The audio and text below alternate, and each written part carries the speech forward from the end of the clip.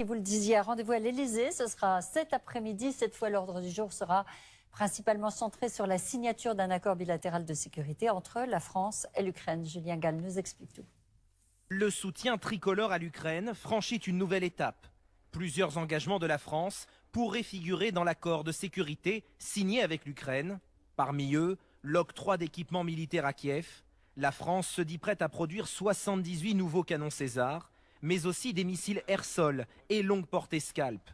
La formation des soldats en Ukraine ou encore le renforcement de l'industrie de défense du pays.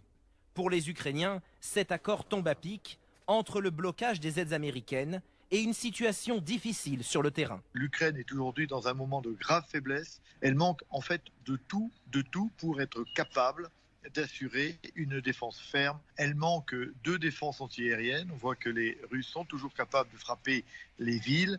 Et puis, elle manque bien sûr de chars, de véhicules d'infanterie, de véhicules de bréchage. Cet accord fait suite aux engagements qui avaient été pris en marge du sommet de l'OTAN à Vilnius en juillet 2023. Il s'agit de la 3e visite du président ukrainien dans la capitale française depuis le début du conflit russo-ukrainien.